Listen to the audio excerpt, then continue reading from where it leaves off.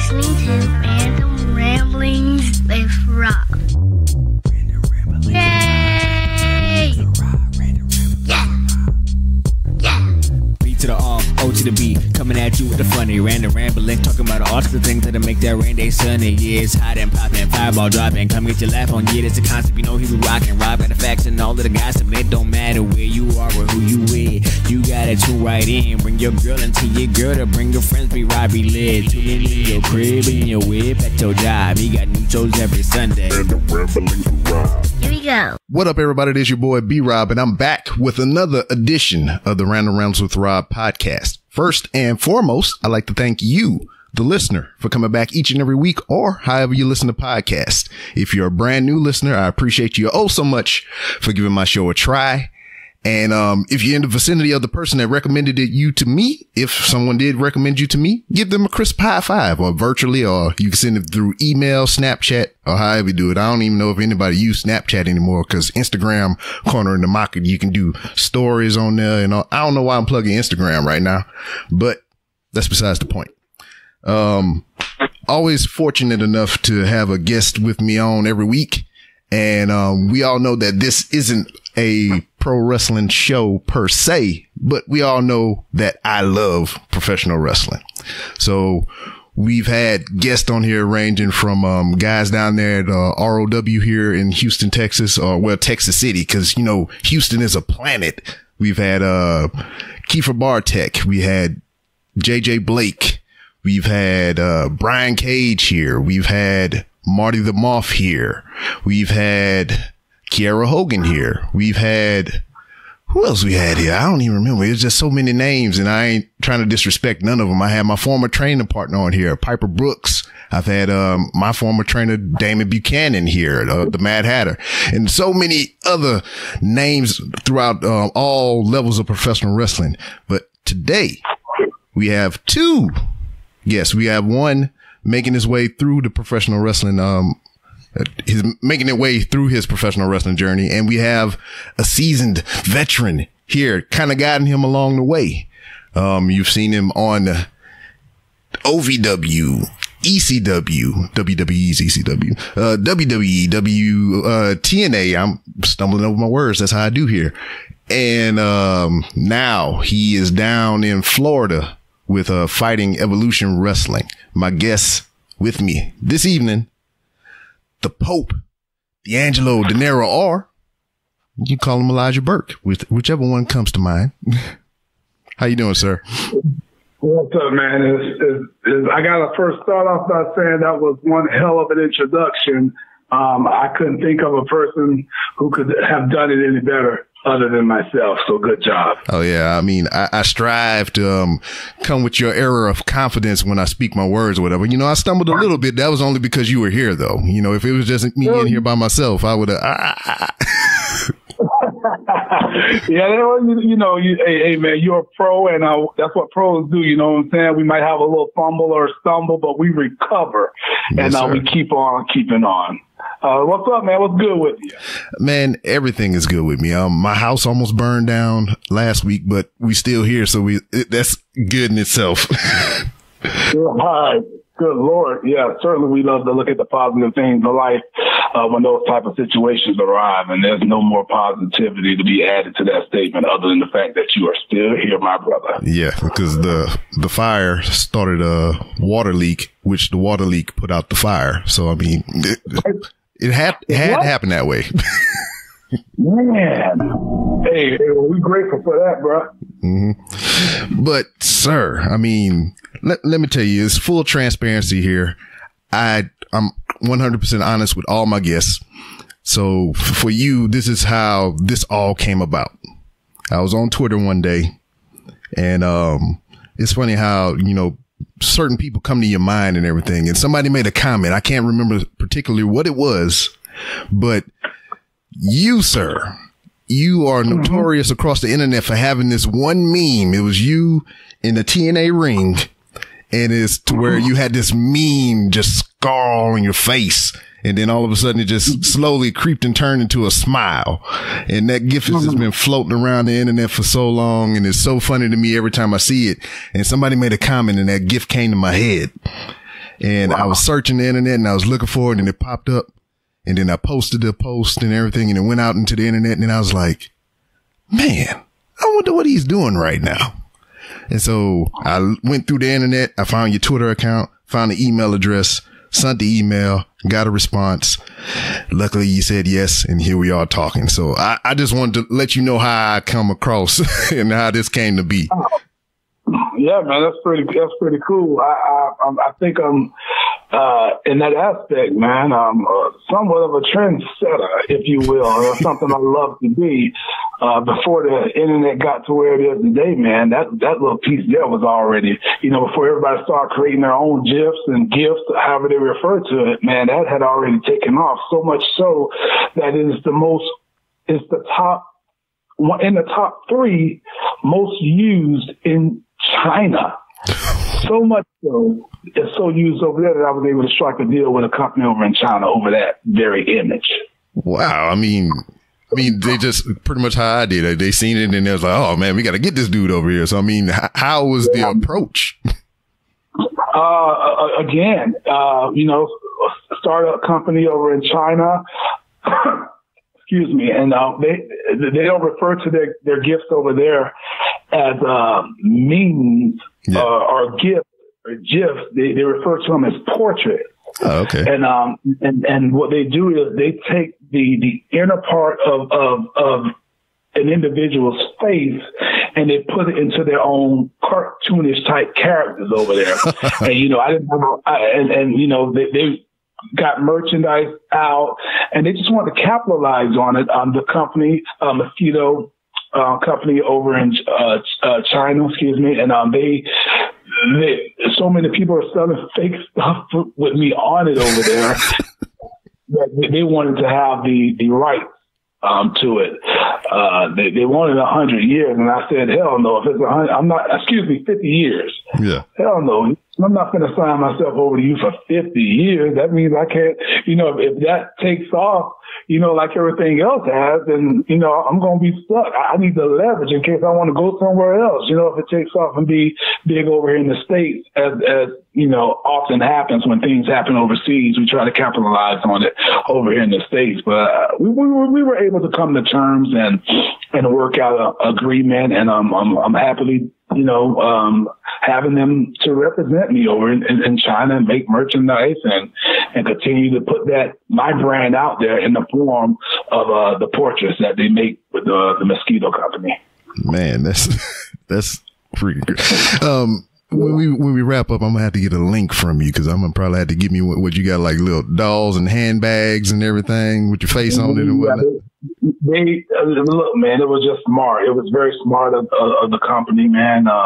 Again, people, whether it's Mexico, whether it's China, they're always going to be knockoffs and people going to, how many Rey Mysterio and Sin Cara masks are out there. You know what I'm saying? Everybody's going to make that money off of those masks, but they wanted the exclusive rights to it. And so the guy flew from China, came and met me in Jacksonville. We sat down and, brought me some gifts from China and some China very fine coffee as well, because I'm a coffee drinker, and it was very pleasant. And came with a translator, and we talked, we hashed things out, got with my lawyers, worked on a contract that was suitable, because again, I wasn't doing no 50 years exclusive rights to me, and we got it hammered out. So I'm very happy, and I'm excited about where that's going to go, because if it goes to what we're both hoping and looking forward to, man, then you got cartoons, you got movies like they do with these Legos type things over in China, and the portraits. If you just look up portraits, as far as China portraits / memes or whatever, it all pop up and you'll see what I'm talking about. As a matter of fact, I'll tweet one to you, because some of my fans from China actually tweets them to me. So I'll tweet it and let you see what it is now. For sure. Now, you talk about how, you gaining popularity overseas and all kind of stuff like that. You doing this business venture with that company.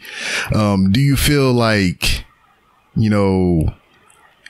see it a lot in music, to where, like, somebody will come here to make an album and, you know, it'll do okay here. But once they start going overseas and touring everything over there, it's just like they stars just like way huger than it was if they stayed and pursued in the States. Yeah, I didn't know we was going to talk about the Rainmaker, Okada. But yeah, I see what you're saying.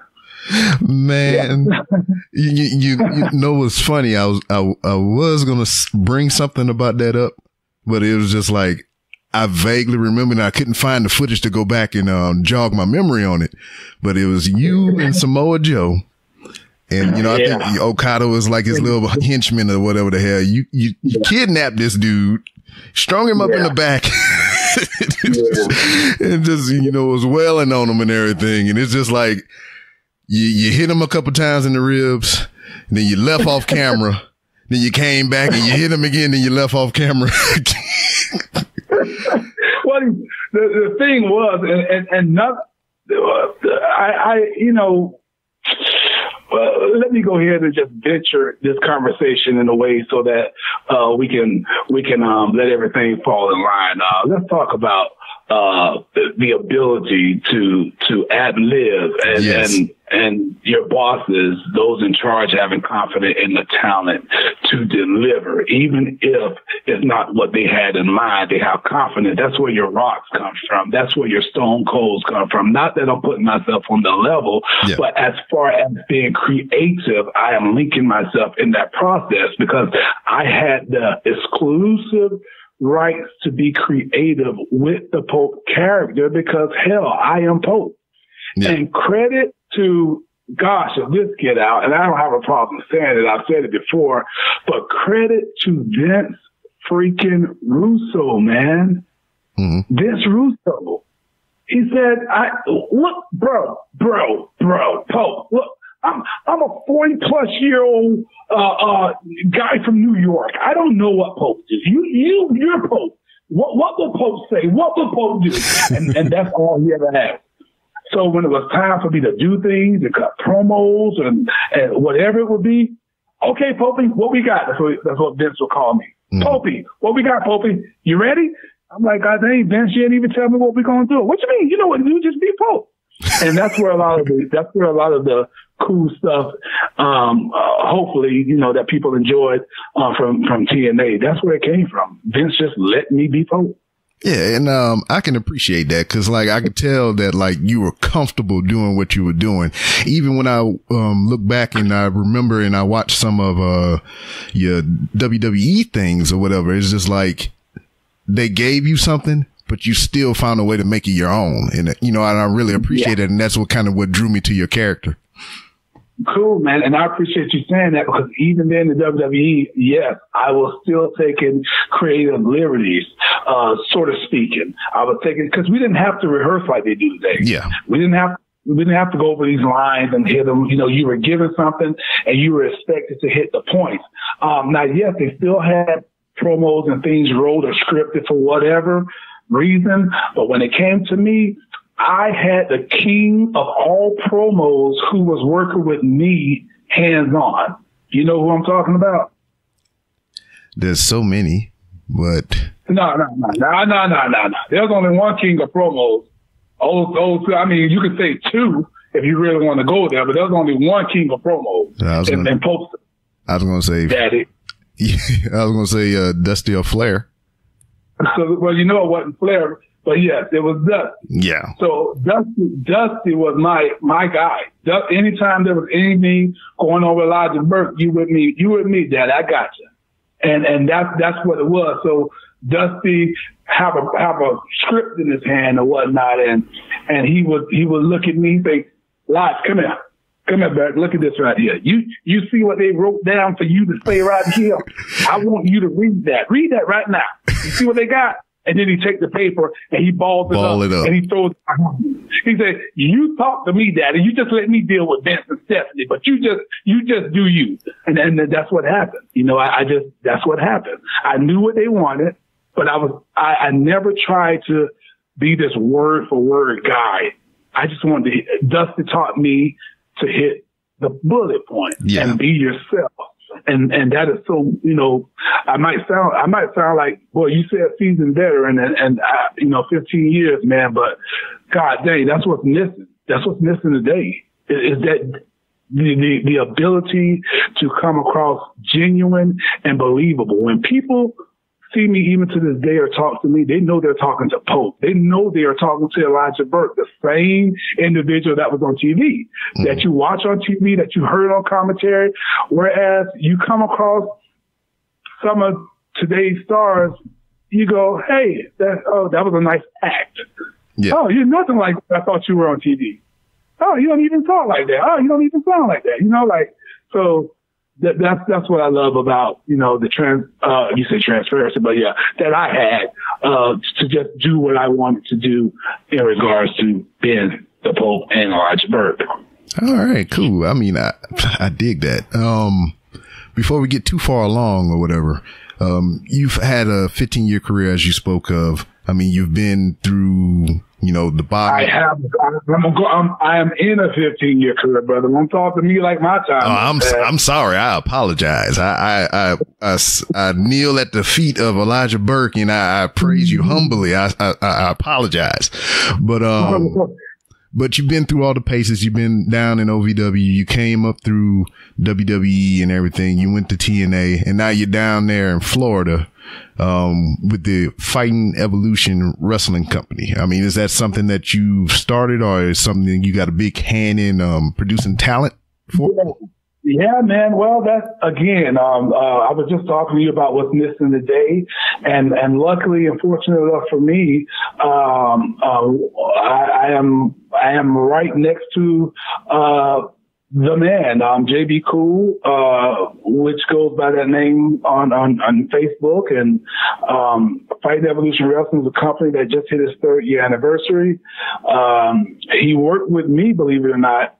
He was one of my congregation members on the Turning Point pay-per-view, I believe it was, where I went against the Biz. And I had the congregation out there. If it wasn't Turning Point, maybe it was Final Resolution, but I believe it was Turning Point. And where I had the whole group of brothers that was with Pope, so that's where me and him first came across each other. We did a couple of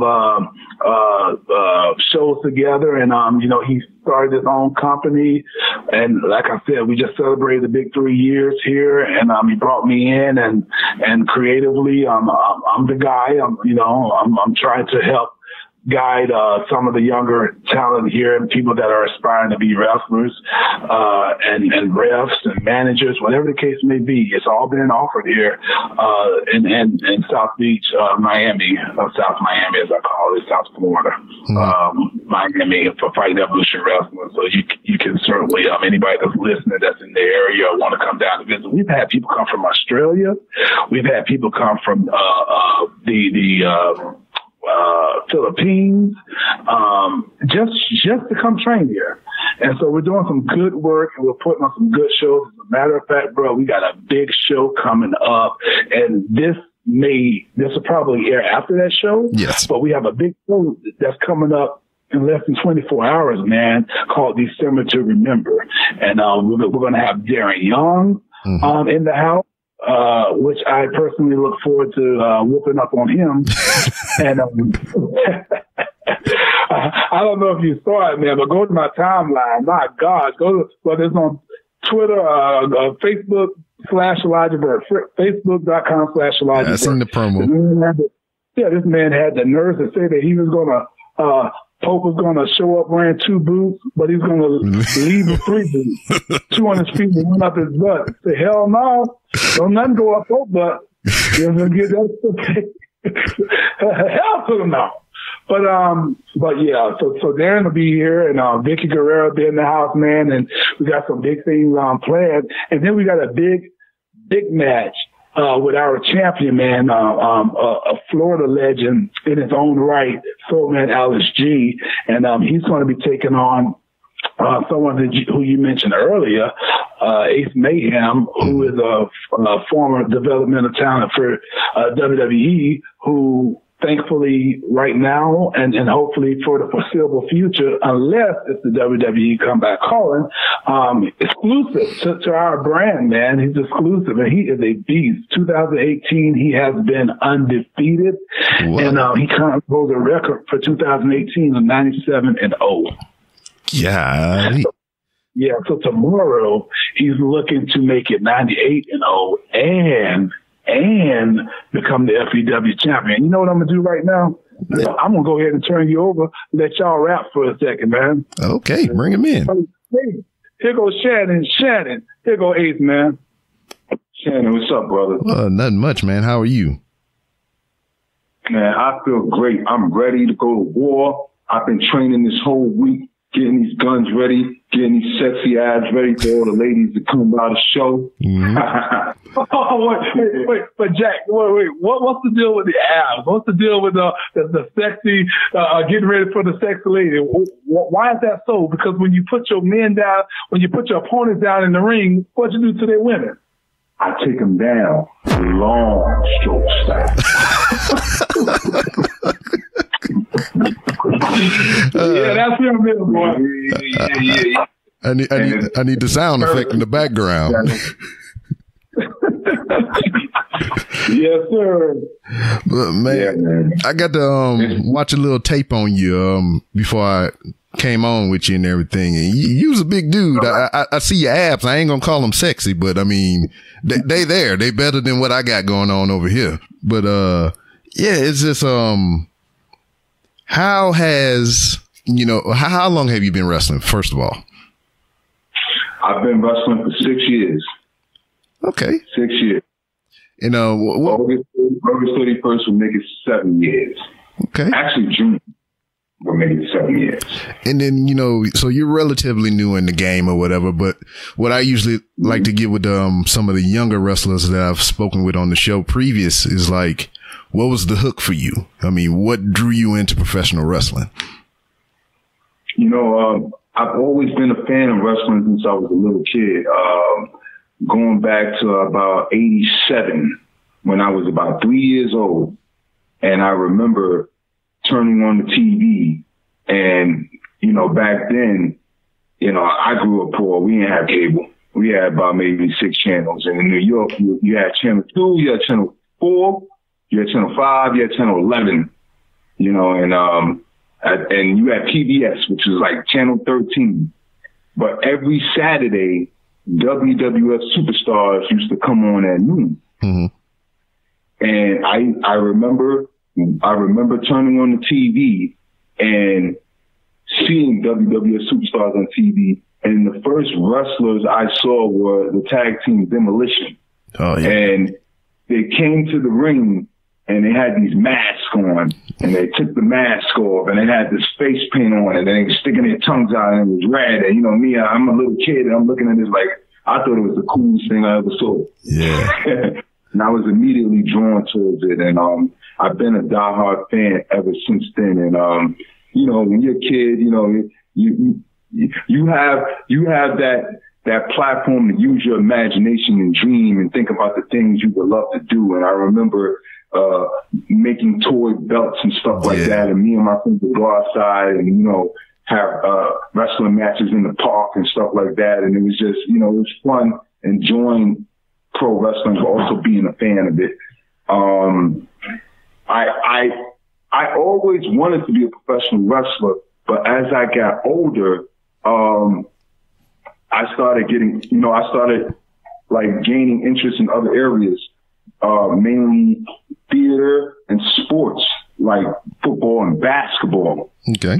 And I played basketball and football in high school, and I played basketball in college and semi-pro, and I've also done theater, and I became an actor. Okay. And now you got a couple acting credits under you from what I got. Yeah.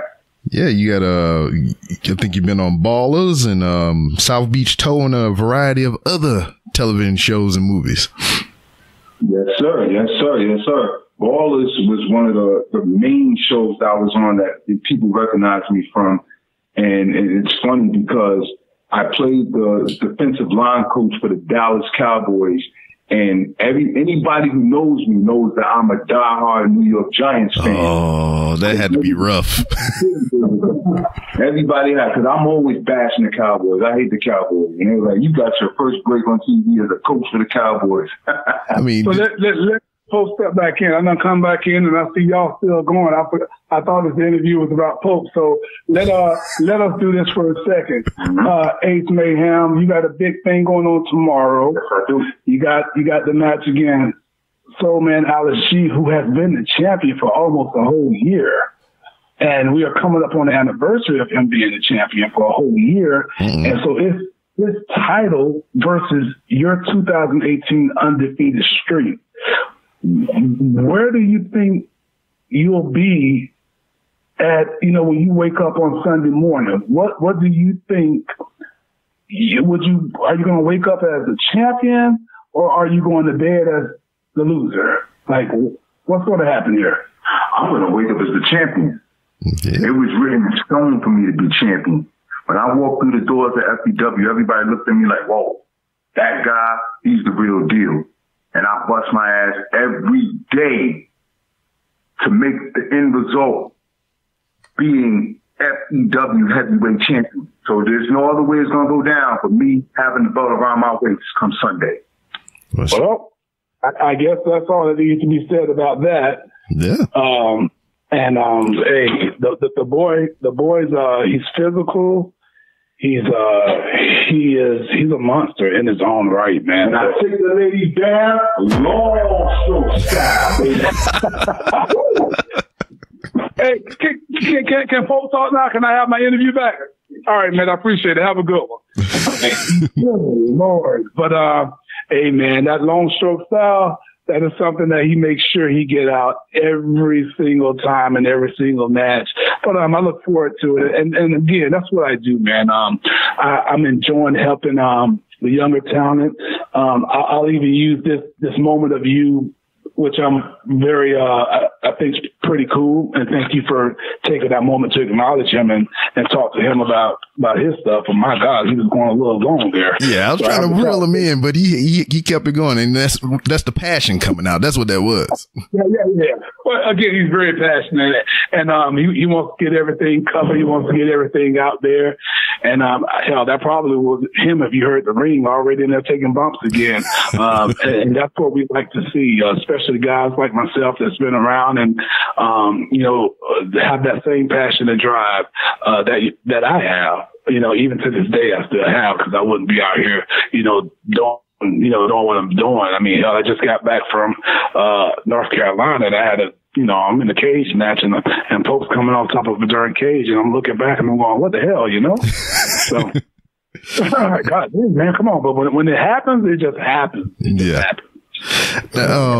Your man brought up a point about acting and everything. A thing that I came across when I was just kind of digging into your background and everything. There was a movie. You're going to bring up Dingo Unchained. Good Lord, don't bring that up. Oh, bring up what? Oh, good. You weren't. All right. So, all right. Well, I'm not going to even ask about it then. It's okay. I'll tell you. Go ahead. No, it was, cause I just type in your name on the Google machine, see what pops up. And, I seen your name. I clicked it. And instead of bringing me to like a Wikipedia page or anything like that, it brought me to your IMDb, which is, common for a lot of professional wrestlers and everything. So, usually you go on there, show the pay-per-view events you've been on, some of the wrestling television shows you've been on and everything, nothing out of the norm.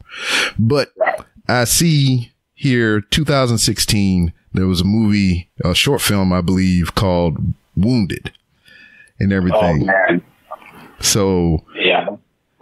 I see it say coming soon, say 2016, but the thing about it is from just me looking at it, I didn't delve into it too deep, but it looked like it might have been put on hiatus because of the death of Thomas Ford, right around the time the movie was being made.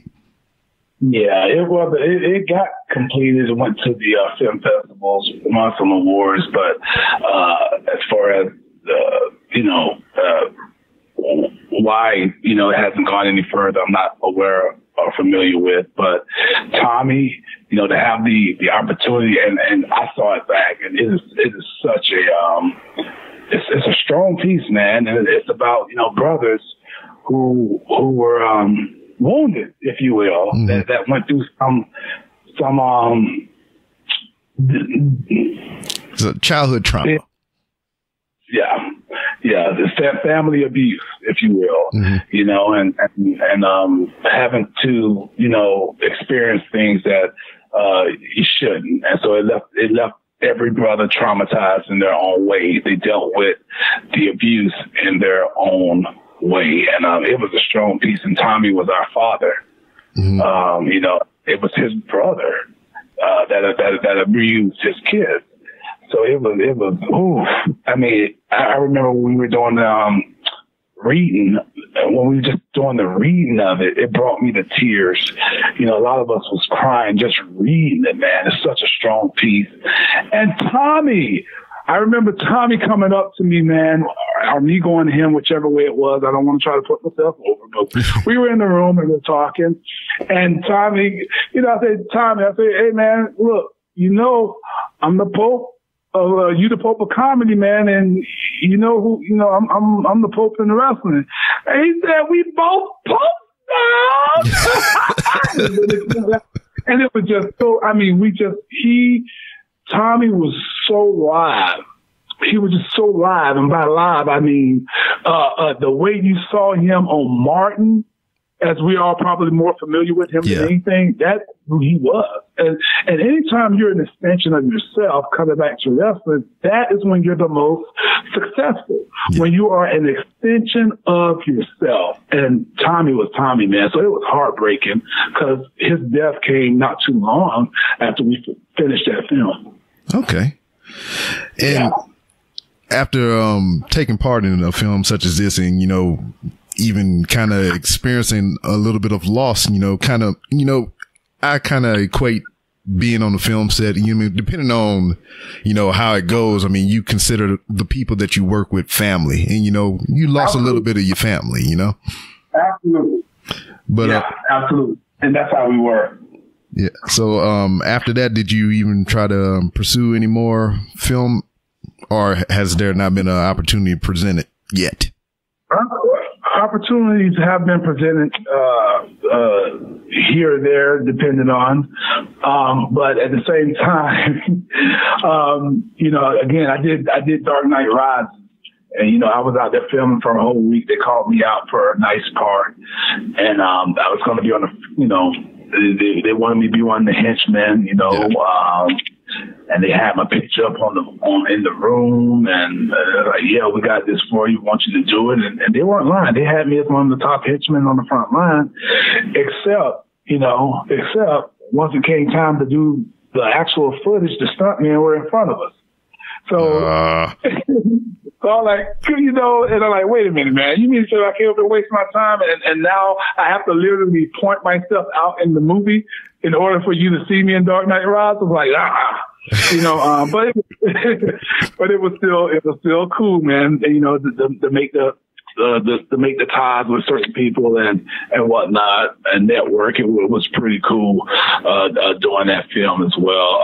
The Django, again, I did, before I get to Django, you know, I've done the TV shows, for Tyler Perry, the For Better or Worse, I believe it was. And I had a little role on his show, Unnecessary Roughness, or is it Necessary Roughness? Necessary Roughness or Unnecessary Roughness on USA. Forgive me for not knowing which is which. Mm-hmm. But, you know, I was the bodyguard for the Terrell Owens character on it. So, you know, I've had my moments here and there. And it's all about grinding. And it's funny because we were just talking about that, me and my vice president of the Love Light charity, which I'm sure we'll talk about later. But we was talking about the same thing about, you know, movie roles and you know, pursuing acting further. The only issue is being a Jacksonville native and, you know, going out there to LA, boy, you know, I mean, just keeping it real. Just keeping it real. I mean, because you're going to take a loss. You got to be prepared to take a huge loss to go out there to LA and grind and go to these auditions constantly and whatnot, and hope that you get a call back, or hope that you get a role. And so that's not easy. If it was easy, every one of us who have come through the ranks of the WWE, would have pursued those opportunities, or would be on screen right now. It's just not easy. It's not that easy. Yeah. And, but before you continue, if I may, sir. Oh yeah, you may, all you may. Okay. But with that being said, I had a great opportunity with Quentin Tarantino when I got the call, and when I was with Impact Wrestling, and his production assistant called me and talked about I hear some moaning in there. I want to make sure they're okay. You can check on. Oh, good grief. That scared me. That was a big fall, and I hear, yeah. No, you're just selling real good. That's all it is. Hey, man, I hope so.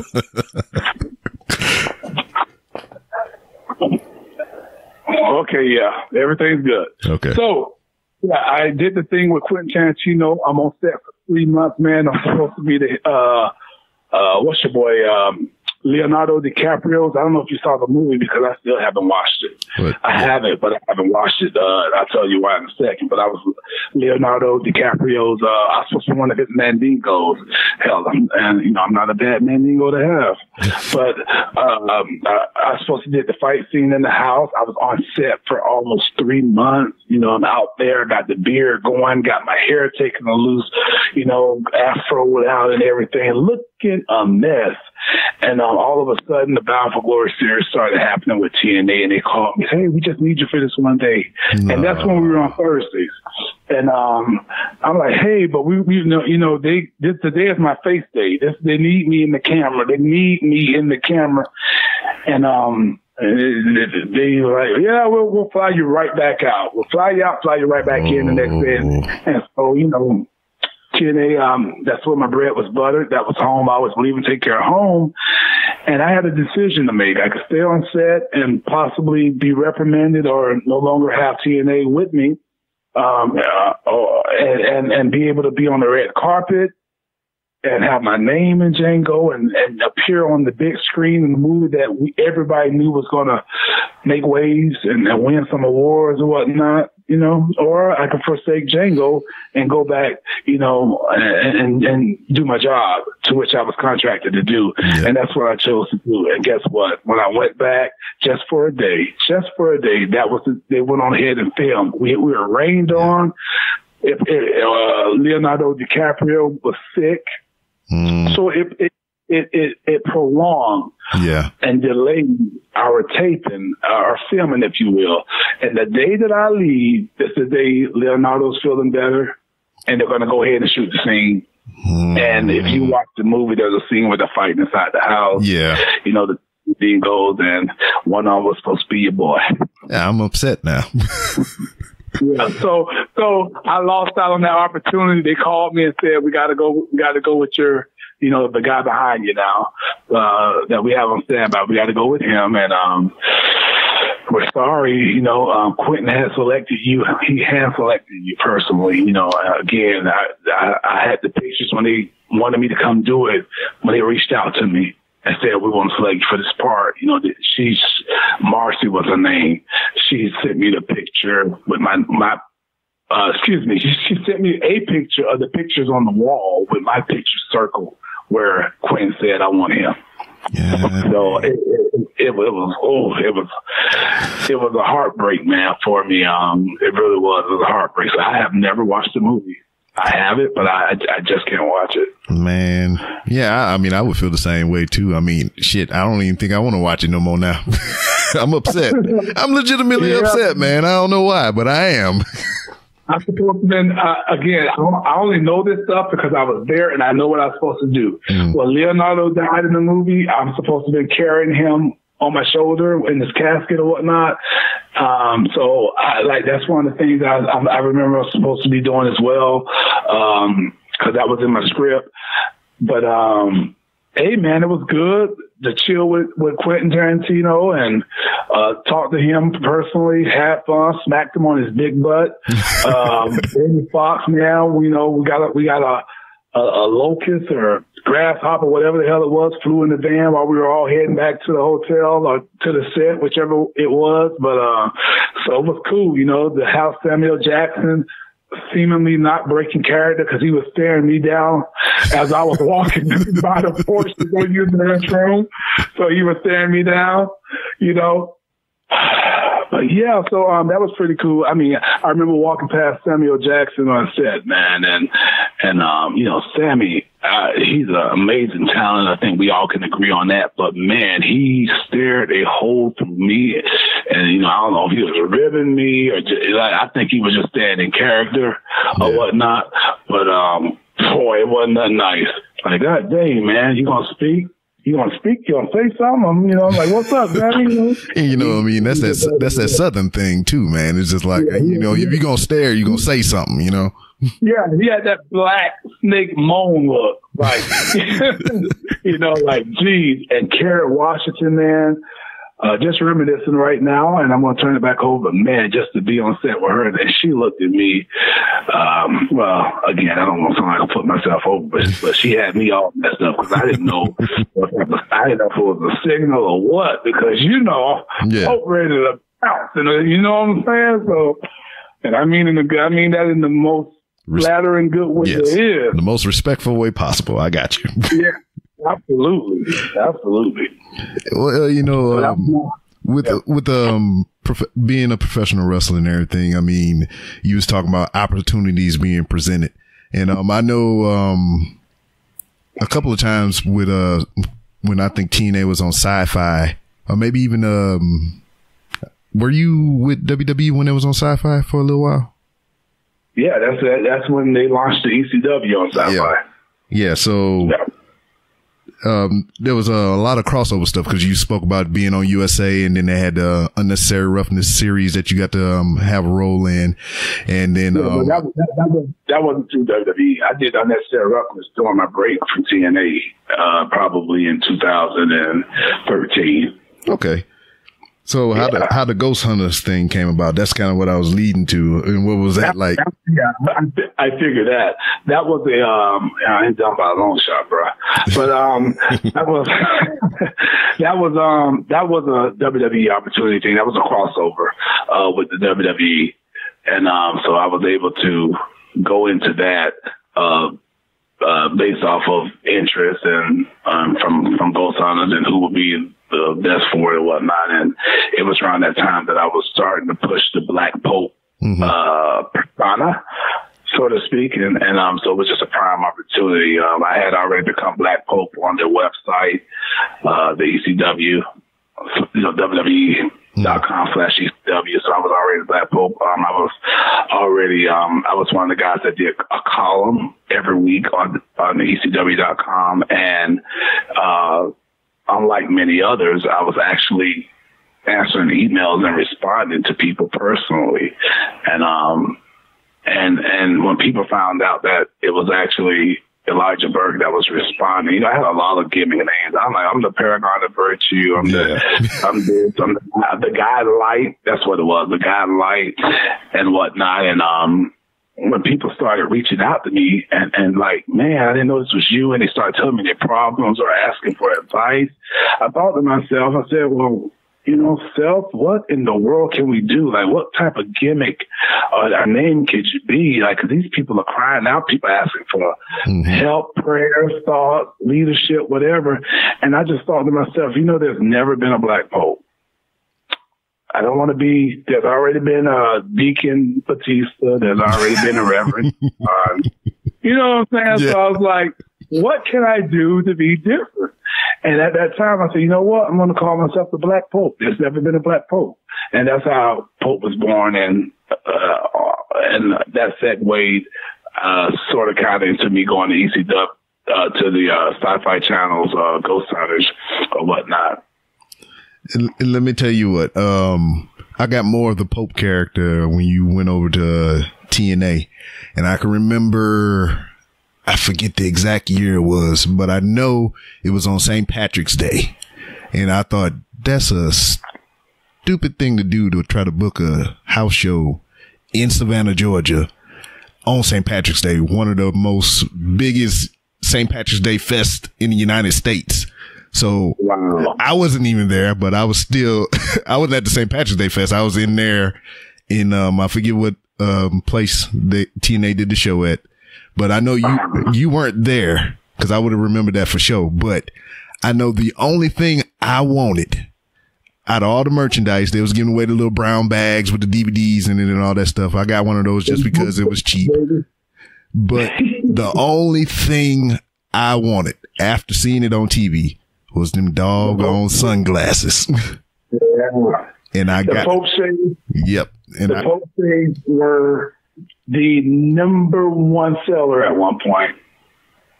Especially when I stay behind to sign everybody's shades or whatever, they got and Don West, God bless him. Mm-hmm. That man will put those shades. Ladies and gentlemen, the Pope shades, they are made with diamonds imported from Australia. He would just push the things, and I would go out there to the ring like this is just, again, off the cusp. I would go out there and I would go get in Don West's ear and tell him to tell the people like they normally run for this much. Oh yeah. Yeah. Normally Pope said these shades sell for $10, but Pope, boy, he gave you guys a deal today. You're not gonna believe this. Pope just informed me that you can get his Pope shades with diamonds that are imported all the way from New Zealand for just, okay, guys, hold on to this, $9.99. What a deal, and it would be so funny, man. It would be so funny. Just Don West, when you talk about somebody that could doggone it sell a pair of dentures that's already owned to the same individual, Don can do it. Oh yeah. Don is great. Yeah. And I miss that guy, man. What is he doing now? Don, he's doing that. I think he does it for either a baseball company or a hockey company or something, but he basically is doing the same thing and is happy. I had a chance to call Slammiversary with him 2 years ago, I believe. And, trust me, he was not trying to come back to no TNA. He came in. Yeah.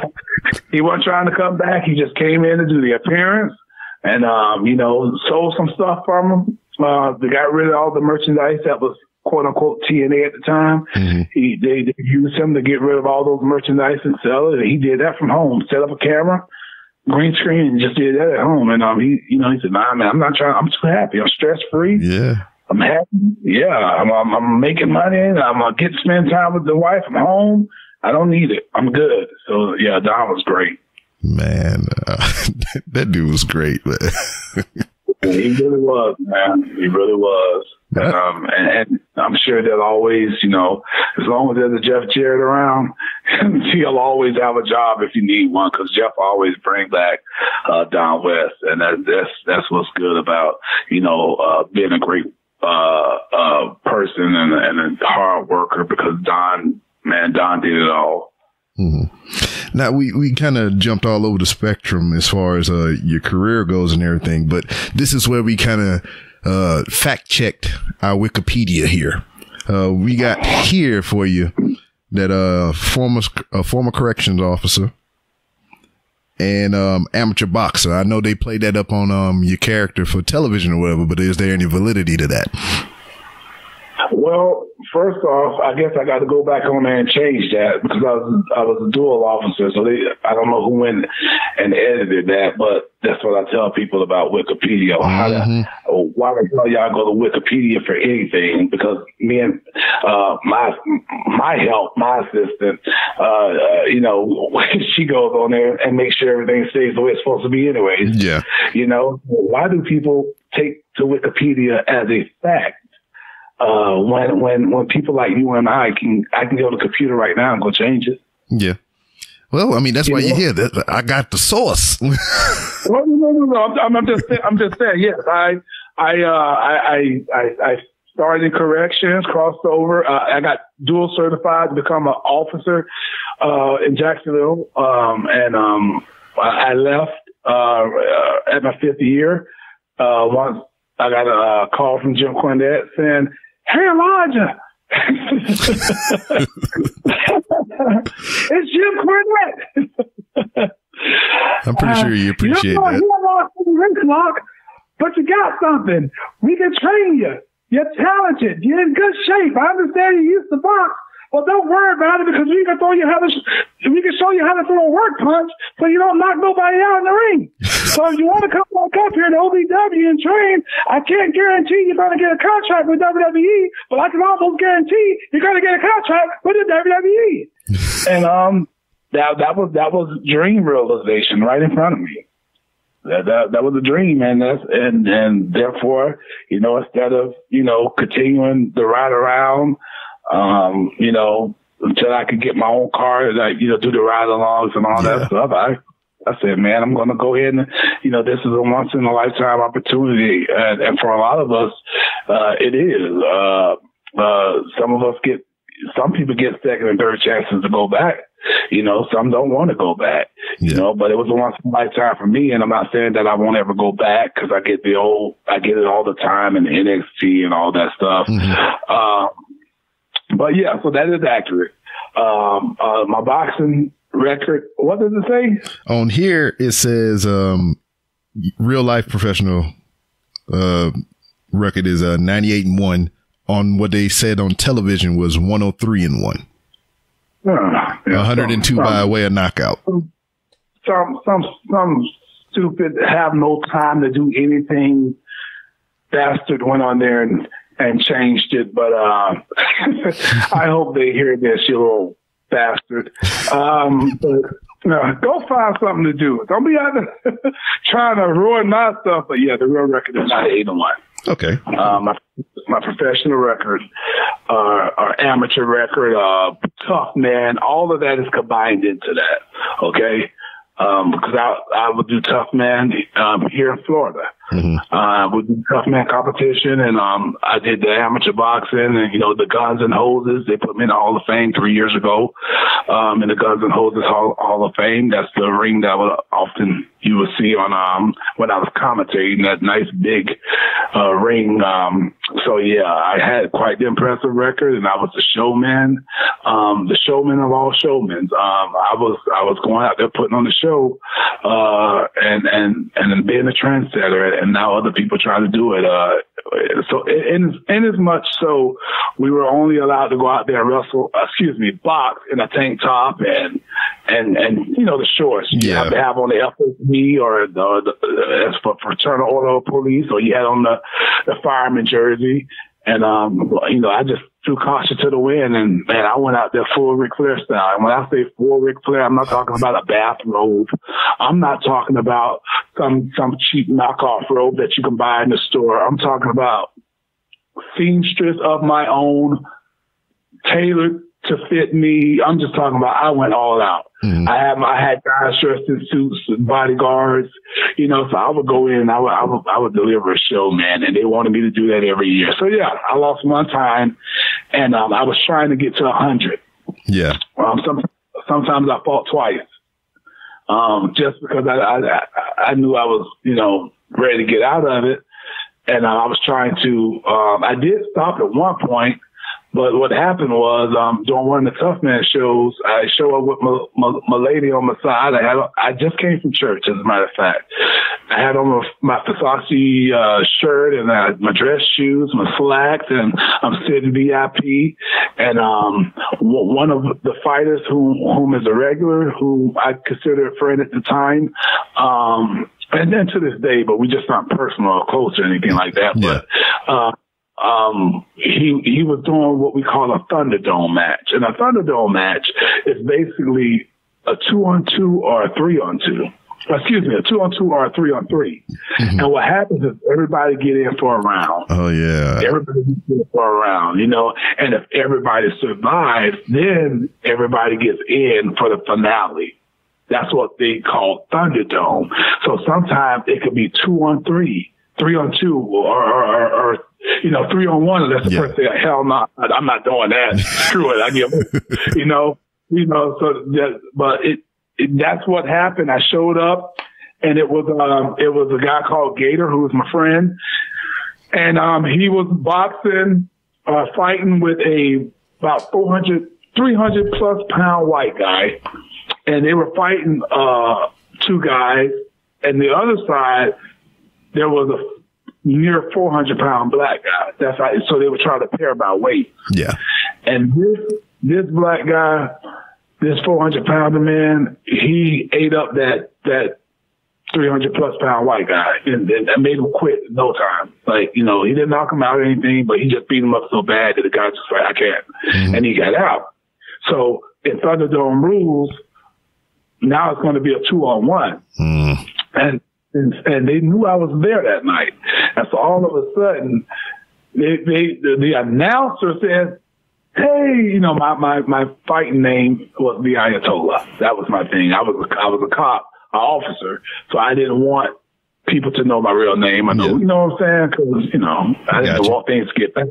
Not supposed to do that, actually. Yeah. So like, the Ayatollah, hey, man, come on. Well, what you say? And getting the crowd hype, and they all like pointing over, telling me to get in, and Gators like motioning his boxing glove, and I just stood up, and I always wore my little fighting tank top on that said county jail. That was orange with black writing, county jail underneath, and I said, what the hell? And I went back and got in the ring, and I almost got knocked out by that 400-pound black guy.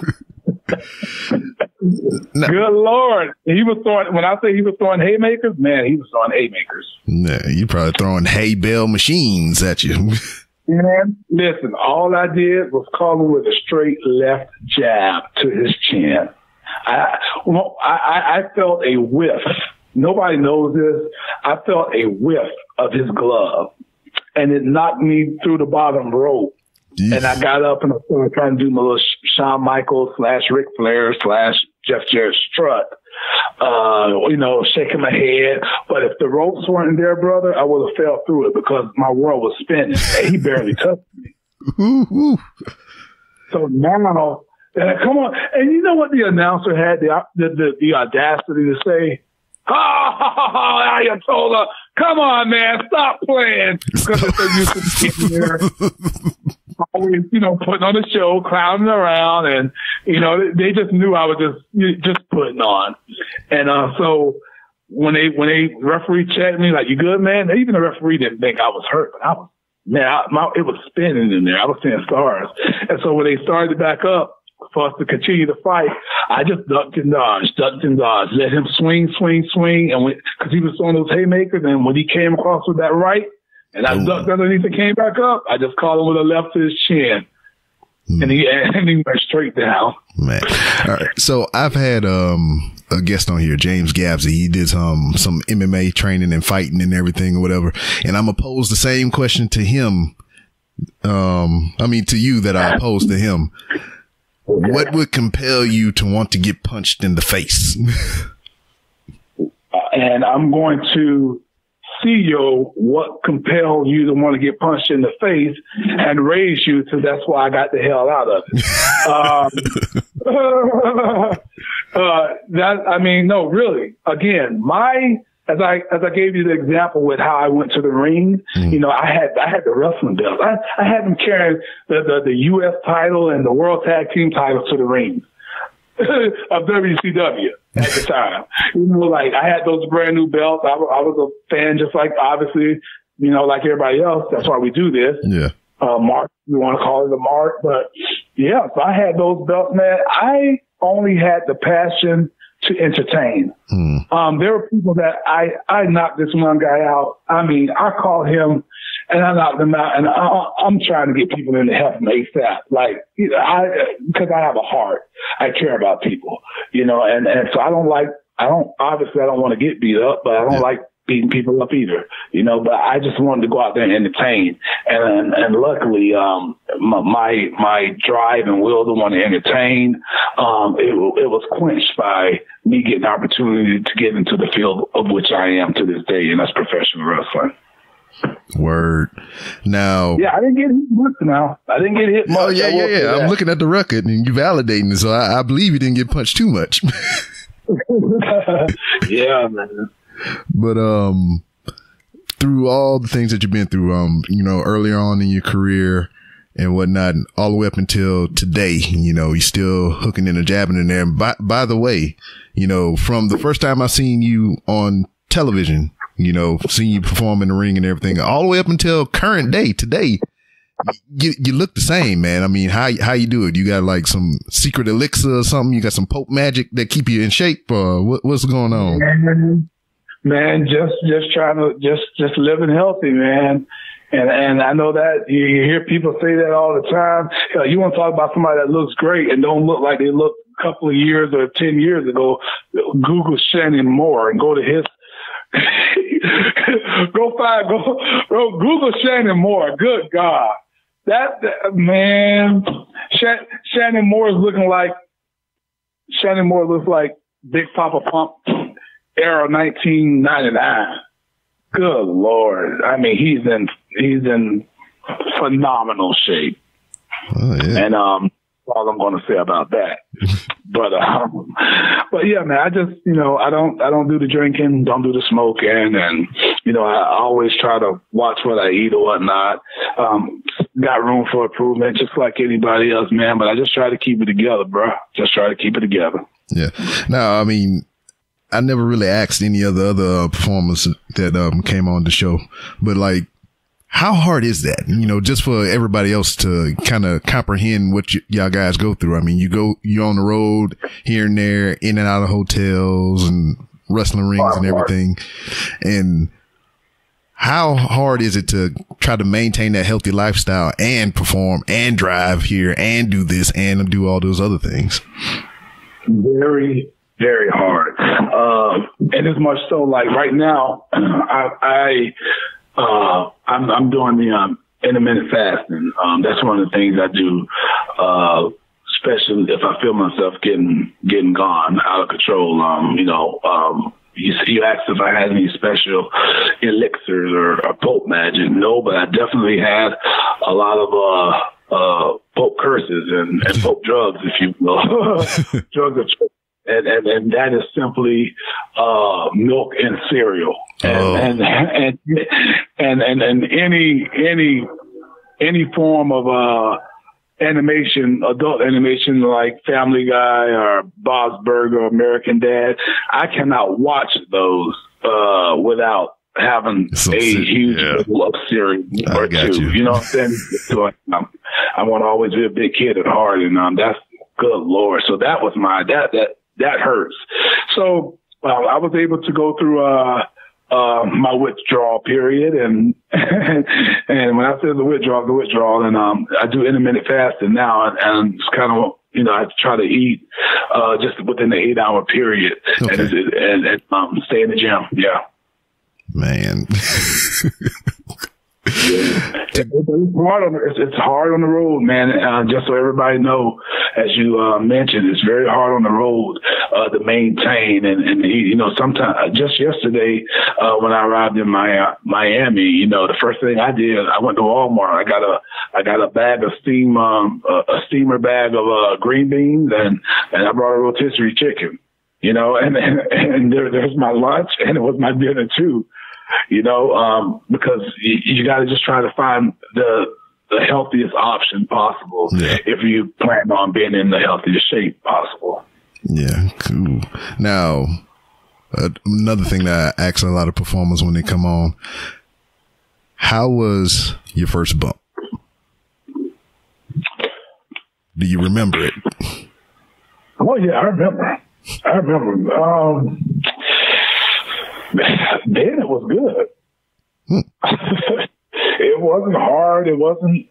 I mean, once you learned it, I think I'll say it was good. I'm not gonna say it didn't hurt anything when you land wrong, because there's gonna be times where you bite your tongue, jar your neck, all of that, your elbows, your wrists. But just being so excited. Being so excited. And I was training in the old Davis Arena, which was in Indiana, before it moved to Shepherdsville Road in Louisville, Kentucky. So this was like an old, cold, rinky-dinky building that they used to do OVW in. You probably see some of the old footage of OVW on the WWE Network. So it was not nice. No heat, and I'm talking about snow outside, so it's super cold on the inside. And you know, you think once you go inside, it will be a little bit warmer, but it was actually colder on the inside because of the concrete walls and everything.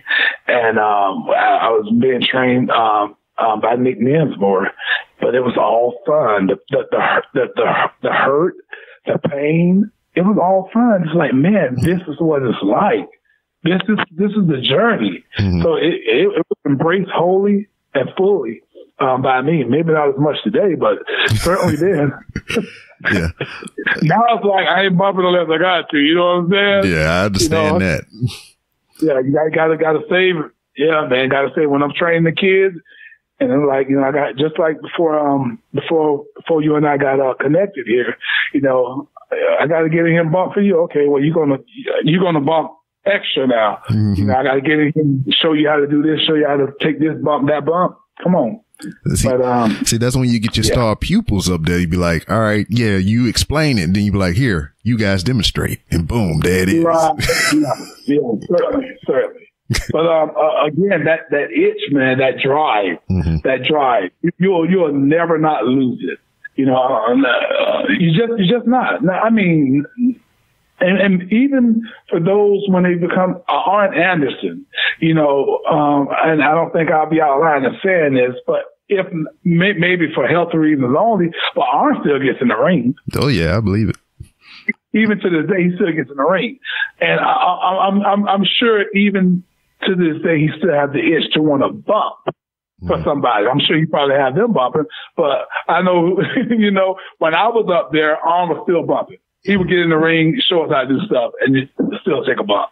You know, and I know he still gets in the ring and roll around and teach people stuff even to this day. So you're never going to lose that, not if you're passionate about this sport. Well, I had the opportunity. I got a minor in professional wrestling as well. And I had one of the guys that was overseeing the training or whatever. He big 6'3" guy, 300 something pounds or whatever, and he got his bell rung pretty good in the ring. And doctor was telling me he can't be in the ring doing bumps and all kind of stuff like that. So he would be there watching us, and like I would do something wrong, and he'd be like, "God damn it!" Then he would get in the ring, and he had to catch himself, or we had to stop him because we ain't want him to, you know, hurt himself. But he would try to fight it so hard, but he couldn't stay out of the ring for whatever. He slapped the mess out of me one time, trying to show me how to pull a punch, and he didn't do it successfully. But yeah, man. Speaking of punches, I originally, and even to this day, I tried to model my punch. Go watch the 2004, 5, 6 era of OVW. Like if you type in OVW television and like old school, and you can see that intro. It got the Bashes, it got Mr. Russell Nick Dismore, it got Matt Morgan, it got Mark Henry. Yep. But if you can see that intro, it's a part in there where Jim Cornette turns around and punches the bejesus out of, that's his word, bejesus. But I mean, the way he threw that punch, Jim Cornette, man. And when I got up there and I saw that open and I saw him do that punch, that is how I learned to start throwing work punches, because I tried to emulate his punch. Okay. And I would take a string and hang it from the ceiling fan or something, or I had a light bulb in the bathroom that I would work on punching. I was like, man, if you hit this thing too hard, so that's how I was able to do it, because in the beginning I had issues pulling my punches. You know, and if you even when I got up there and I got into my rapid fire punches in the corner, I'm sure I know I was being real, but I had no idea I would lay it in with this guy particularly, and he'll tell you, and that's Stevie Richards. I would be going on him in the corner on ECW. Oh my God, geez, that's the Lord, you know, because and then once he gets to the back, he was like, thanks for the punches. There was, you know, I didn't feel a thing. It was like, okay, so, I know I need to lighten up. Okay, I get it. Yeah. But that was only with him, so I don't know if it was shoot or not. So. Yeah.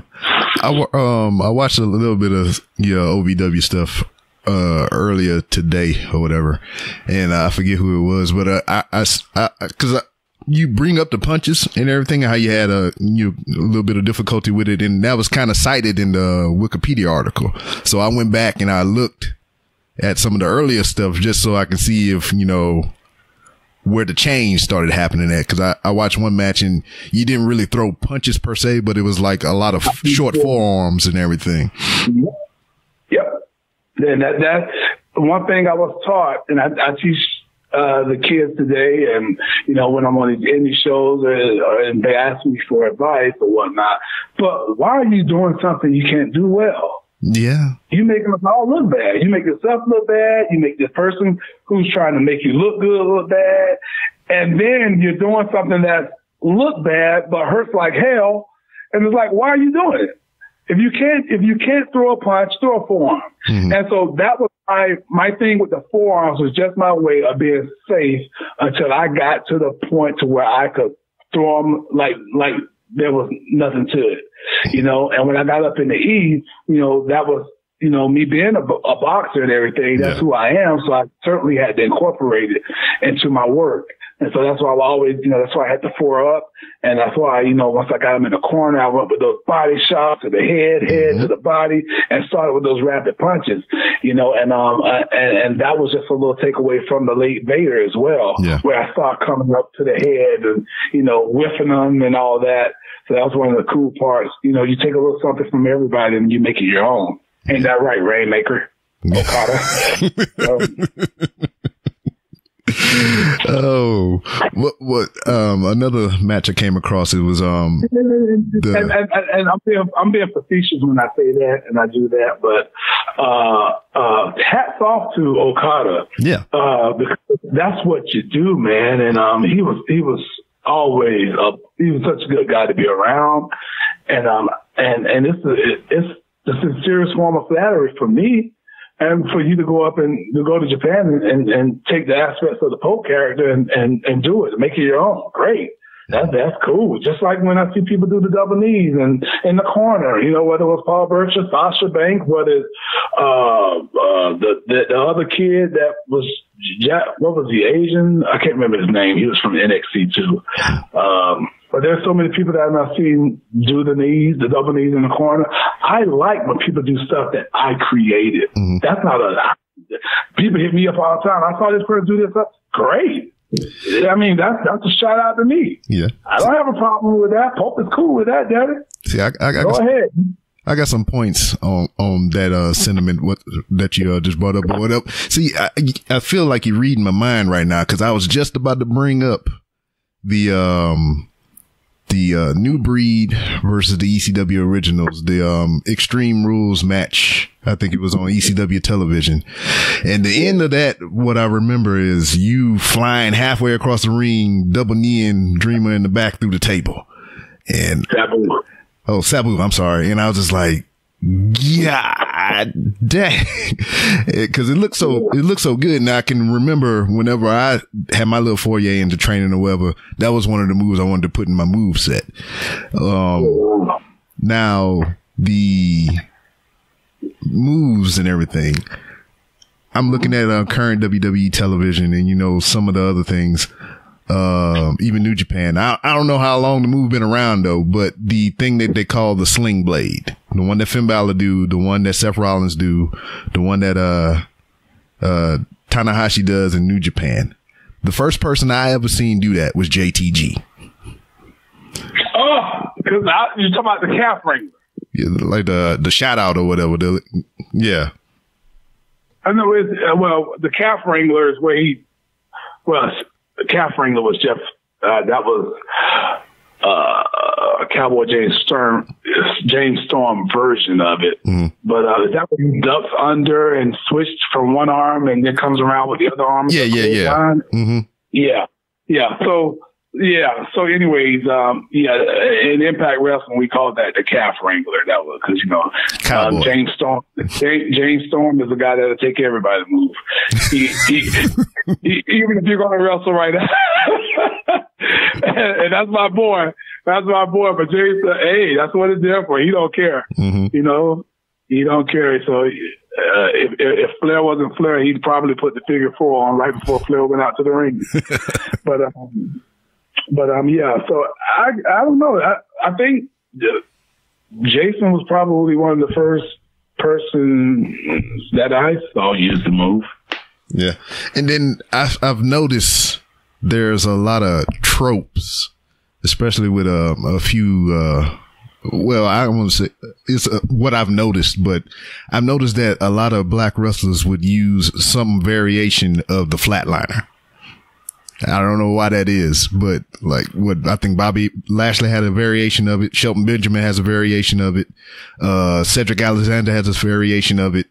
And it's just like countless other people that I've seen. I can't remember names right off the top of my head, but that's the ones that stand out to me. They all have a variation. R-Truth all have a variation of the freaking flatliner or the downward spiral or the complete shot. And I don't know why that is. Probably because everybody that you just mentioned outside of Bobby Lashley, of course, is just used to being on their back. So why not? You know, why not? But I don't know. That's crazy. I never thought about that. I don't know. I never thought about that. You're absolutely right. But what's wrong with that? Oh, nothing. I don't know. I just thought it was like weird. It's just like only black people do this move. I don't see nobody else do it. The first person that I ever saw do it though was Chris Kanyon though. Yeah. Well, Chris Kanyon innovated a lot of stuff that's been stolen and just made into what it is. One thing I attempted to do, and I think I have done, was to create my own moveset and to do things that nobody has seen and some things that they just won't be able to do. And one of the things that I think I will always have the exclusive ownership rights to, knock on wood, if somebody else pulled it off, then great, is my outer limits elbow. I've seen people jump off the rope, run to the rope, jump on the bottom rope to try to do the, top rope where I stand on my, do like a handstand. I don't even do it. Yeah, I'm trying to figure out how to describe it because it's not a headstand because I don't use my head. Yeah, hands. So I've never seen anybody else pull that off. I've seen people attempt it, but maybe more like the Mark Henry version or the Big Show where they bounce on the bottom or middle of the rope and then jump off. Big Show never makes that move though. No, I never seen him hit nobody with that once.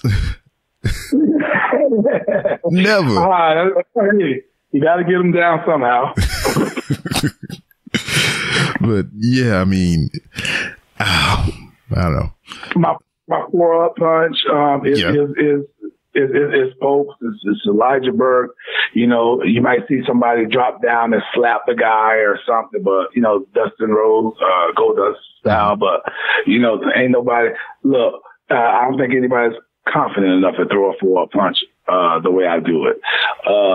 And I take pride in that stuff. I take pride in the things that I've created and I've done, and that it just man, that's Pope. That's Elijah Burke.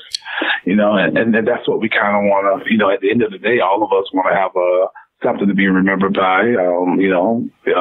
Entertained in such a way that when people see things and they can say, man, that reminds me of, or that was so and so. And I think that's pretty cool. Yeah.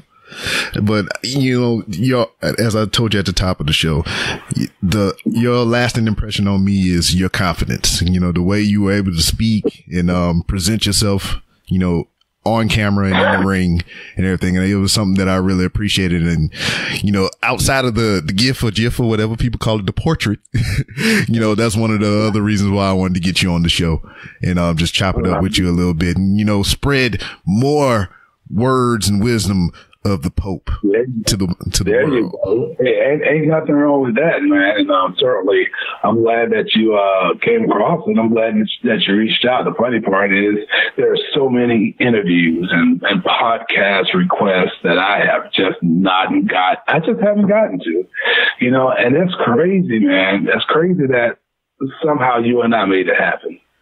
Because I have so many in the queue that it's you know, and I apologize if they hear this, but we'll get to it. We'll get to it. The timing was just right for you and I.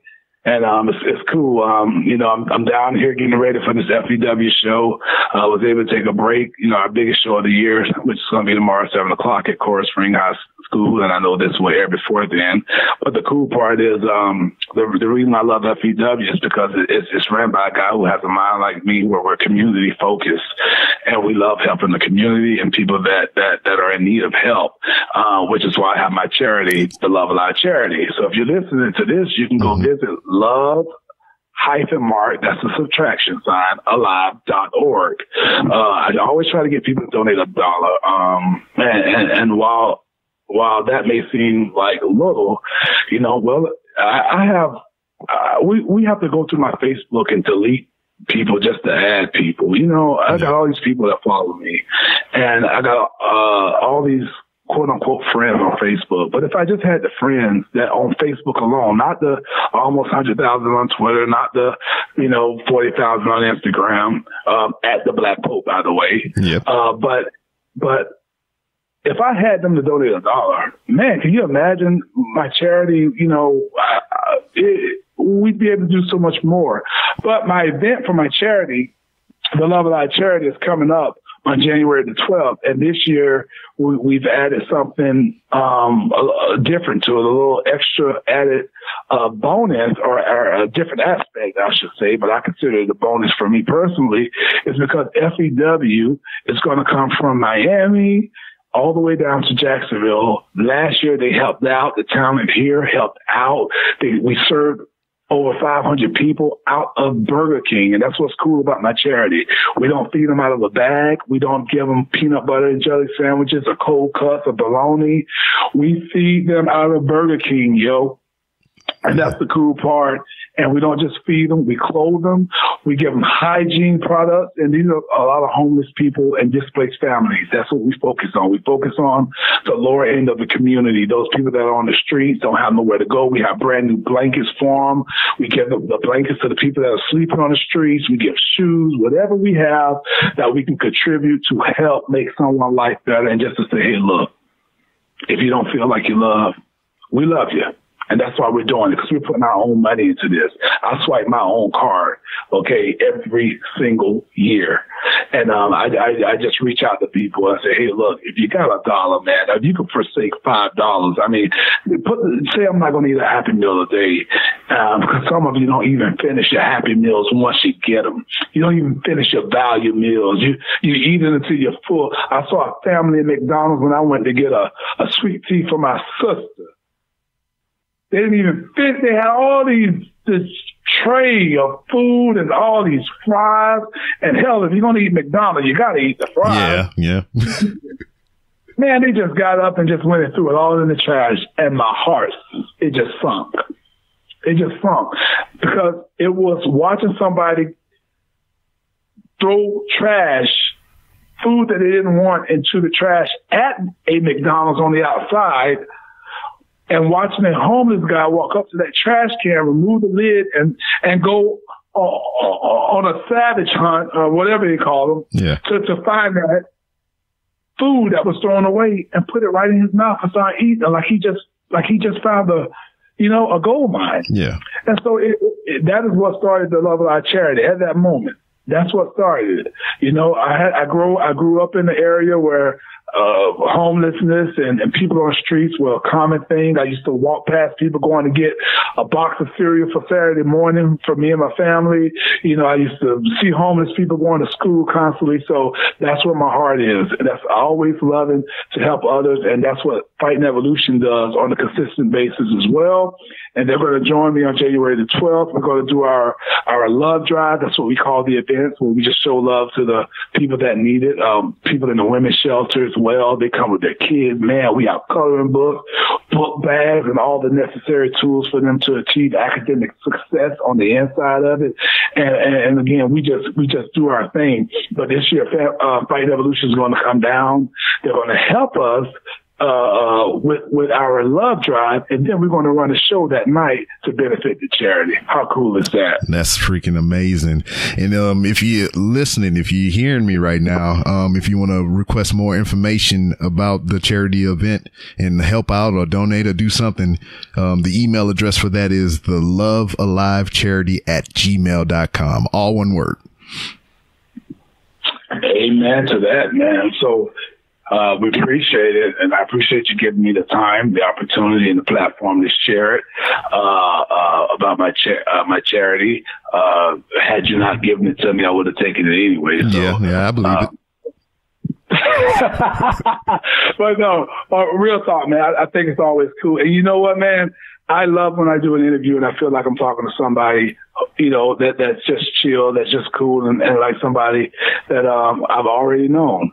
And so, Shannon, that's a big compliment to you, man, because I don't usually get so chill so instantly or whatnot. But you just a cool person, man. All right, I really appreciate that, man. Yeah, I mean that from the bottom of my heart, man. I don't do it often. I know sat here and I don't talk way too long. But that's what happens when when you're chilling and you're having a good time, because now I got to get up, run and say goodbye to the students that are still here and to JB Cool. And, I'm going to have to try to run and find me something suitable to eat before my time expires. So yeah, Walmart open 24 hours. Got to get that steamed bag of green beans and that rotisserie chicken. Yeah, you know good and well the rotisserie chicken be going after. You're right. You know they be gone, man. You can go walking up in there looking for it if you want to. You ain't gonna find it with a little warmer by the register. Well, you're gonna get 2 bags of steamed peas and everything. Yeah, man. I try to stay away from the overly processed stuff and all of that, man. I try to I try to eat frozen vegetables, stay away from the canned vegetables. And, meat wise, I just try to stay away from the grease. If grease hit my stomach, man, right now, I will get sick. Yeah. Literally. I understand. Because you can always tell the difference when you're eating clean and whatnot, and you just have that one morsel of junk food or grease or whatever the case may be, and it's just like straight to the bottom. I'm like, oh, what a bathroom. Yep. It'll tear you up. But hey, man, be sure to when you're ready to do it again, man, I'm gonna make time for you. I would love to do a follow up on this as well. That'd be pretty cool, man. Sometime after into the next year, the new year, Lord's willing, you and I both, we're here. I would love to talk about, the things that have happened from, this point on and until when we reconnect again. I think that'd be pretty cool. Oh man, you ain't even got to ask me twice. As it is with every guest that's been on this show, the door is always open for you to come back to talk that thing that you do and promote anything and everything, and I'll just hang out and chill. It's whatever, man. I appreciate you. I like it. All right, before we go ahead and let everybody know where they can find you on social media. Social media across the platform, Twitter as well as Instagram. If you want to reach out and talk to yours truly, you want to find out what's going on with your boy Pope, just type in the as in dog, ABLACKPOPE, not the, but the Black Pope. That's on Instagram as well as at the Black Pope on Twitter. If you want to reach out to me on Facebook, there's 2 ways you can do it. Facebook.com/Elijah Burke. Or you can go to my athlete page, which is Elijah Burke, a.k.a. the Pope. Please do not go to any other one because that's not your boy Pope. It's some imposter. It's some bastard that's on Wikipedia changing Pope's information. Don't do that, Daddy. Yeah, I just got you on Instagram. And if I promise you, I'm going to give him a 4 up. Straight to the jaw, man. Changing Pope stuff. All right, man. Thank you once again. I appreciate everything that you've done for me just entertaining me, giving of yourself, being away from your family, being out on the road, damaging your body to entertain me. So I appreciate that very much. I appreciate it too, man. Thank you for letting me know that. That means a lot when we hear people like you say that, because people don't know how rough it is, But I already know just from us talking, you understand the ins and outs, and you know what it's like, for us to be these types of journeymen that we are living on the road. So thank you. And that was my guest this episode, Elijah Burke. Big shout outs to Ace Mayhem. Got to speak with that guy, as you heard there, for a couple minutes. And, I'm not gonna say, give any spoilers or anything, but, he might be, 8 to 10 pounds heavier, if, I'm not mistaken. So, if you can find means to watch that show that they promoted here during the podcast, go check it out. December to Remember. And, that's with Fighting Evolution Wrestling. So try to find you some means to check that out. Follow their Instagram, follow their Twitter and whatnot, and be a part of the brand. And I really enjoyed this interview, man. It was just like I was talking to an old friend, like I was talking to one of my former service mates or whatever. Like it was just cool. And as much shit as I give Okada, and, I tell people I don't like him. I mean, I'm not saying that he's not good. I'm not saying, people, you can not like certain things and, it be an issue for you not liking them. I mean, it's just not my bag. I mean, some people like Brussels sprouts. Other people don't like Brussels sprouts. I mean, you can not like things. And, just the comparisons, cause I had to go back and look at some of the footage from some of his matches just to jog my memory and everything. And I'm looking at the Pope and the jury, the coat, the freaking spreading the arms out wide, the money falling from the ceiling and everything. That's motherfucking Rainmaker. And it's crazy that he bring that up, because as soon as he started talking about it, I started seeing it in my mind. It was like a split screen. I was seeing Okada on one side, him on the other side. And I was like, oh man. And then, even him talking about working closely with Dusty Rhodes and everything. I mean, hearing him talk and hearing Dusty's voice in my head is just like, listen to me. I mean, it's very similar and everything. I mean, that was his muse, his influence and everything. And it's just cool to hear him talk fondly of the man and just everything we talked about. I mean, this is fun. I really enjoyed this. And, if you want to come back, I would very much so appreciate it. I had a good time. As soon as I got off the line with the dude, I went downstairs and talked to my wife about it. And, that's truly a mark of a good guest if I'm sitting down there talking about everything that I spoke about with Mrs. B. Rob, which that doesn't go to say I don't do it anyway. But I mean, I talk more about this episode than I feel like I've talked about any other episode in a while. But, yeah, man, fun. Also, I mean, you heard him speak about it as well. Let's not gloss over this thing.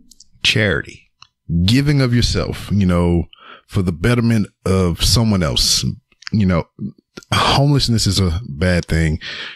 People being, undereducated, not having the things they need, and, donate if you can, man. I mean, I'm at a loss for words. Just,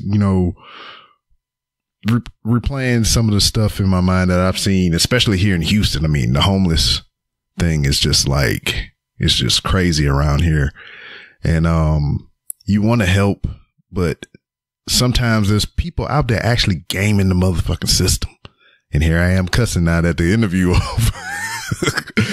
And, it's sad. So, I mean, I've had bad experiences, especially here in Houston, where, I see somebody holding up a sign and everything. And then, I go to put a little something in their cup, and then I see them on another block doing the same thing. And then another day later, they riding around in the car. They on a cell phone or some crazy junk like that,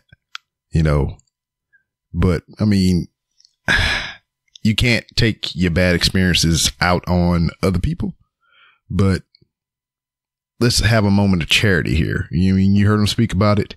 The, Love Alive charity. You can go to lovealive.org and find information on how to donate and everything. They're having their 7th annual drive here on January 12th of next year. And you can contact them at thelovealivecharity@gmail.com, or you can just go to the website I mentioned. That's love-alive.org. And you can find ways on there to support the cause as well. So give a little this holiday season. There's going to be a lot of people that need it. And it's just like the right thing to do. Oh man, so much stuff. I'm just getting back home. I'm hitting my mic stand like 3 or 4 times. Had to travel to Louisiana. That's why this episode is out later than normal. But if you're listening to it on a replay or later on in the week, it doesn't matter.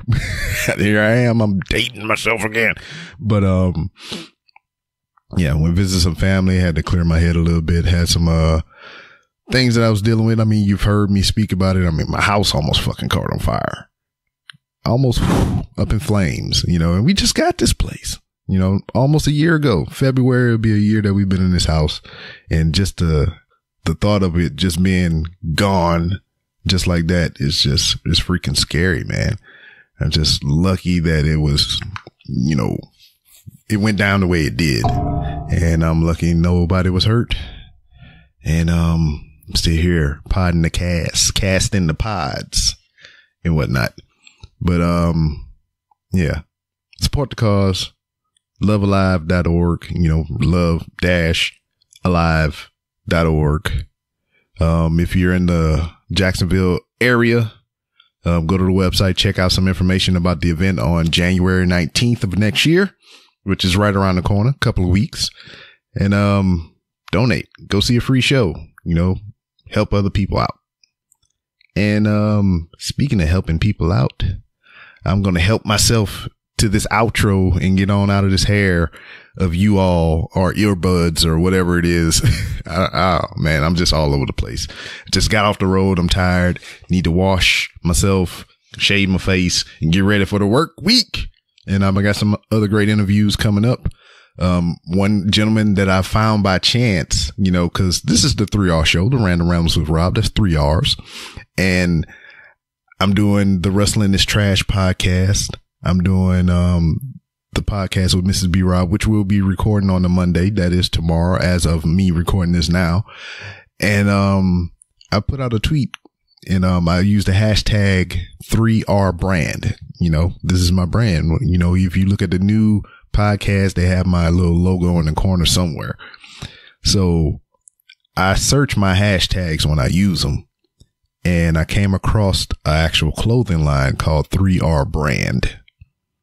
And I went down into the rabbit hole of that hashtag, and I found some things that kind of interest me. And I want to talk to the person behind the 3R brand, not my particular brand, but that 3R brand. So I'm going to have him on sometime soon. I got Brian Waters here that I've talked to. That episode will be out soon. I got a local podcast that I've spoken with, Nothing Special podcast. That episode will be out soon. And there's plenty more to come. So come journey with me into the land of positivity as we keep it on going and going and going. You can find me on Twitter at It's B-Rob. That's ITSBROB. If you want to talk professional wrestling and any general shenanigans, that's the place you do it. I almost slizzard my words. You can follow this show, The Random Rounds with Rob, on Twitter at 3R Show. You can follow my wrestling eccentric podcast called Wrestling is Trash. You can follow that on Twitter at Wrestling Be Trash. You can follow The Real Robinsons. You can follow us on Twitter at much like the Pope, Real Robinsons on Twitter and Instagram. We ain't got too many pictures on there because Mrs. B Rob is slacking on her social media duties and whatnot. So check those things out. You can go to randomrobcast.com and find different ways to support the show. Matter of fact, if you had an inkling or a urge to donate to the Random Rounds with Rob podcast, I would appreciate it if you take that $1 that you would have gave to me and put it toward this charity, or put it toward a charity, period, you know. So yeah, do that. Then, you know, after, maybe you can come back and we'll discuss your patronage again. But yeah, support the cause. Matter of fact, I just sold a hat not too long ago, so the proceeds that I got in from that hat, I'm gonna go ahead and give to the Love Alive charity. So boom, that's my donation. And yeah, but you can go to randomrobcast.com if you still want to support after you support a charity. There's many ways you can do it on there. You can use my Amazon links. You can buy merch from my merch store on wehavemerch.com. You just find those links on randomrobcast.com. You could be a patron through Podbean. I picked up a couple more patrons here most recently, and I appreciate you all. Shout outs to Robert Cook, patron of the show. His birthday is today as we record it. I haven't hit him up on social media yet, but it's coming to my mind now. I even put it in my calendar. But today is his birthday, man. I appreciate you supporting the show, and I hope you enjoyed your birthday. Hopefully you hear this and you're getting my birthday salutations. You'll be getting something here in your email pretty soon, or your physical mail. More likely your email. So be watching your email from any time of the night of your birthday until tomorrow, Monday, the day after your birthday. And you can follow me on Instagram while I walk the holler halls of Walmart. And that's about it, man. Really enjoyed this interview, and I hope you did too. And I'll see you next time.